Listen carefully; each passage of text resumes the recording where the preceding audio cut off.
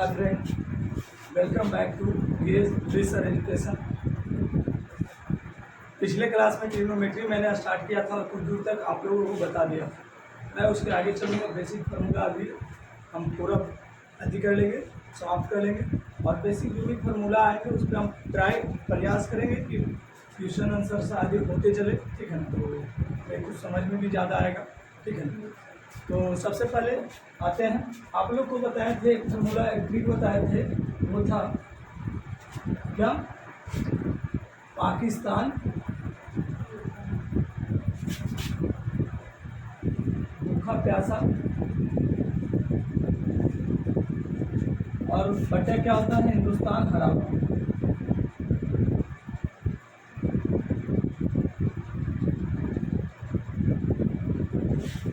अर्थात P for Pakistan, H for Hindustan, sine के लिए हो गया, साइन थीटा के लिए, ठीक है। उसके बाद आप लोग यदि पढ़े होंगे तो बी एस से भाव होता है, ठीक है ना, सॉरी बी एस से भाव होता है तो क्या हो जाएगा, बी और बटा हरा से एच से हरा हो जाएगा, तो ये हो गया कॉस थीटा के लिए, ठीक है।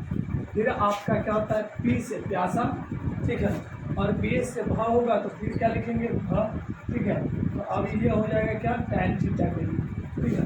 तो ये हो गया क्या टोटल, इसको इस तरह से लिखिए, tan theta equals to B बटा बी। तो ये कल मैं जो पिछले क्लास में था वो सारा क्लियर कर चुका हूँ। साइन थीटा बराबर पी अपॉन एच, अर्थात परपेंडिकुलर अपॉन हाइपोटेनस, ठीक है। और पाकिस्तान भूखा प्यासा, तो पी से पाकिस्तान और एच से हिंदुस्तान। भूखा यानी बी एच से भाव होता है तो क्या हो गया यहाँ पर, बी और बटा एच हरा, क्लियर। फिर देखिए क्या, प्यासा, तो पी से प्यासा और बड़ा बी एच से भाव होता है तो बी, ठीक है। तो टैन थीटा बराबर पी अपॉन बी। अब देखिए साइन का उल्टा क्या होता है, तो साइन का उल्टा होता है सेक थीटा और कॉस का उल्टा होता है कॉसेक थीटा और टैन का उल्टा होता है कॉट, ठीक है। सिर्फ इसका अपोजिट कर देंगे,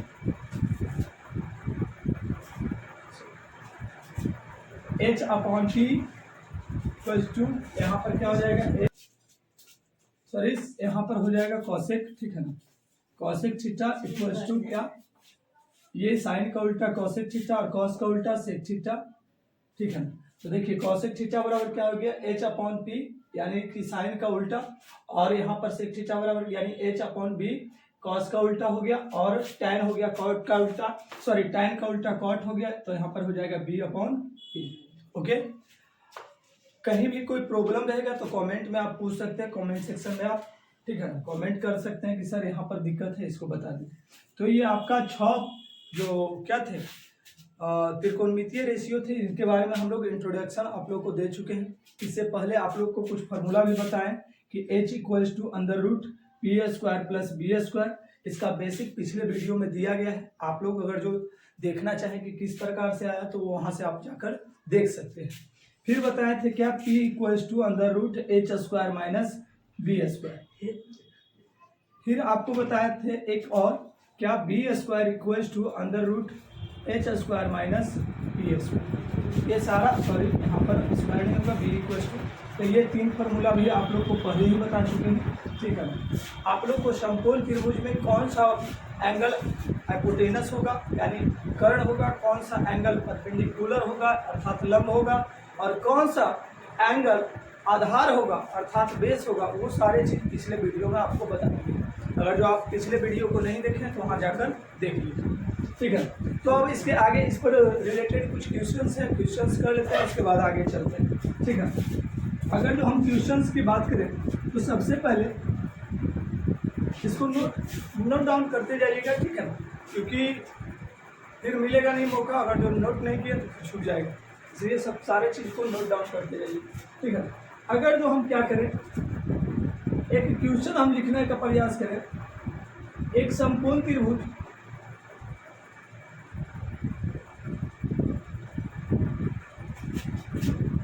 सबसे बड़ी भुजा बड़ी भुजा 8 मीटर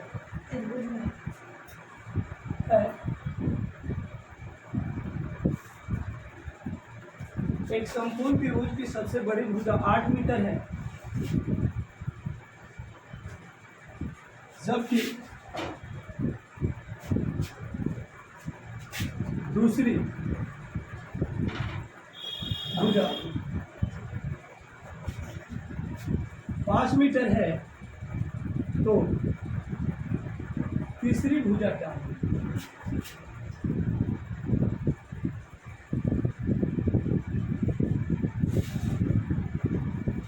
ये आप लोग के दोनों जगह काम देंगे, त्रिकोणमिति में भी और त्रिभुज में। त्रिभुज में ये 2 नंबर का आपका कन्फर्म इस प्रकार का क्वेश्चन आता ही आता है। ये क्वेश्चन तो आपका बनेगा ही।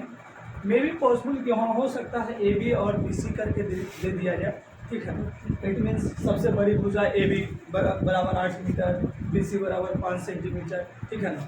और ए बी बराबर दे दिया, बी सी बराबर दे दिया, उसके बाद आपको कहेगा सी बी बराबर निकाल दीजिए, ठीक है ना। पॉसिबिलिटी है। तो हम लोग मान लेते हैं, माना क्या कि ए बी सी एक त्रिभुज है, माना कि ए बी सी एक समकोण त्रिभुज है।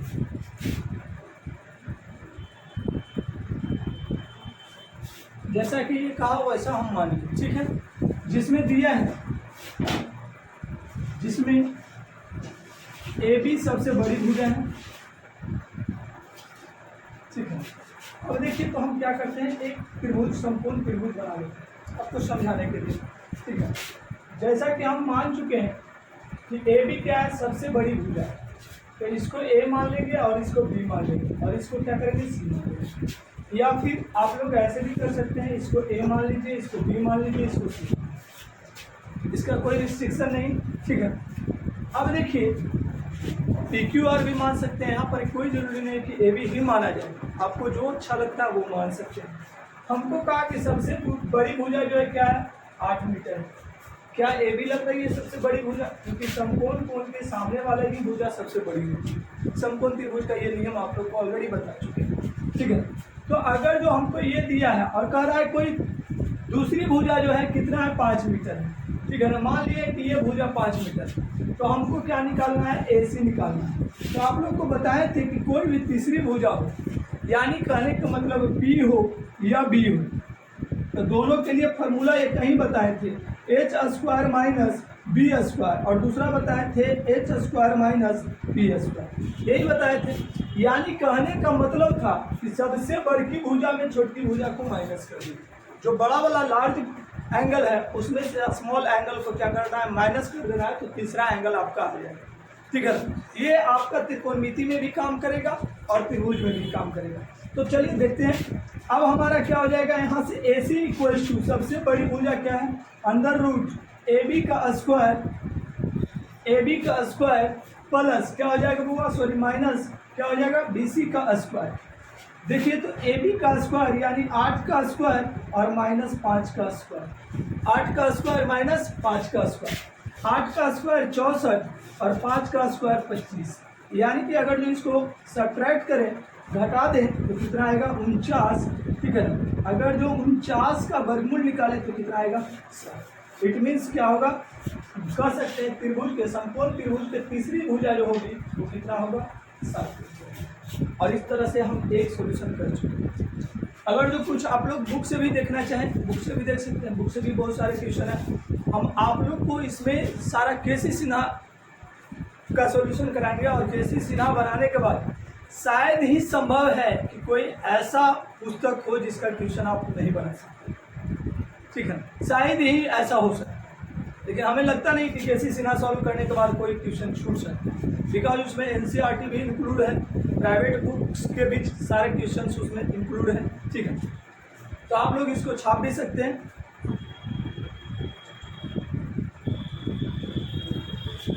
नेक्स्ट,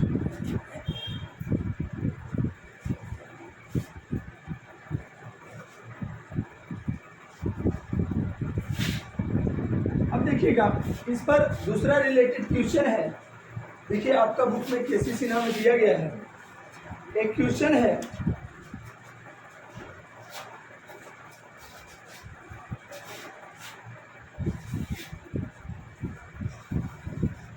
जिसमें दिया गया है एक क्वेश्चन कि साइन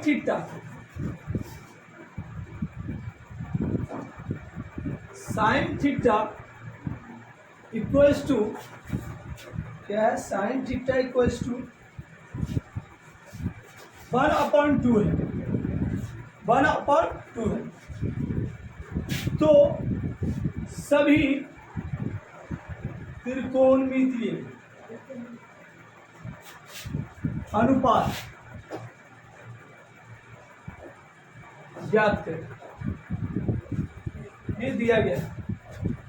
तो जहां तक आप जानते हैं कि साइन थीटा इक्वल्स टू क्या होता है, तो आप लोग फार्मूला पढ़ चुके हैं कि P/H होता है, अर्थात 1/2। ठीक है।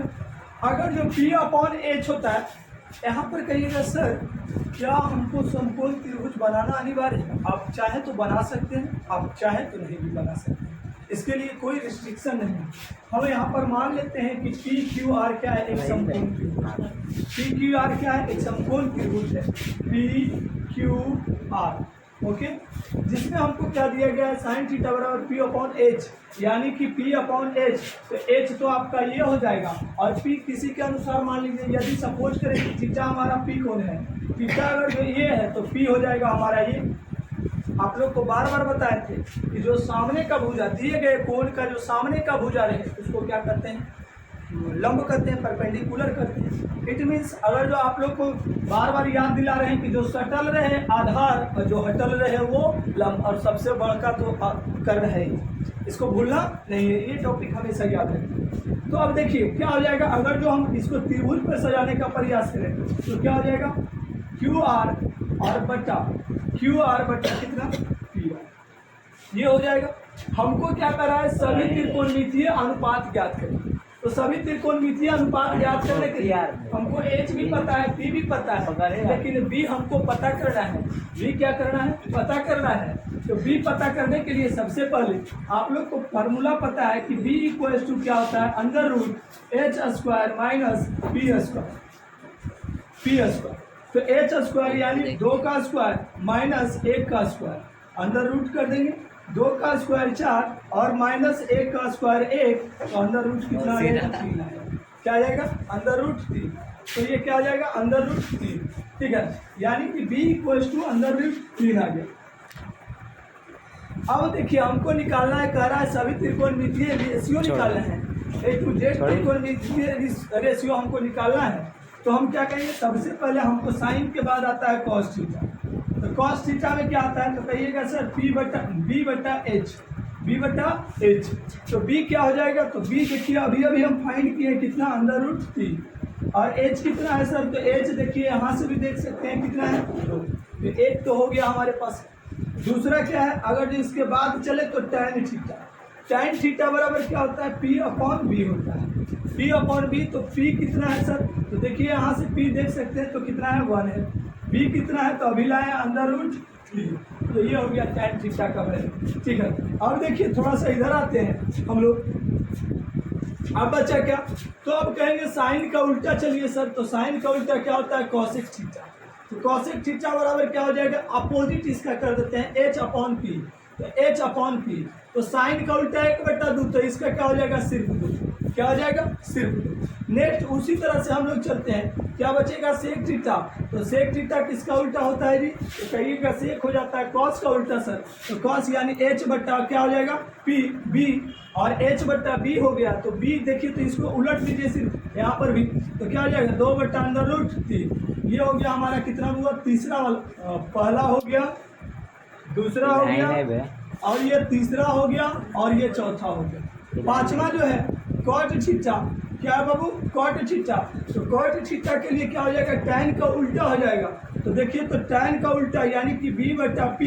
तो देखिए, तो अब बताइएगा B/P हो गया, तो ये भी उलट जाएगा, तो √3 से हो जाएगा। और इस तरह से हमारा सारा का सारा जो एक रेशियो ऑलरेडी दिया हुआ था त्रिकोणमितीय रेशियो, और एक बच रहा था, 5 बच रहा था, वो 5 निकाल दिए, 1 2 3 4 5। Amazing!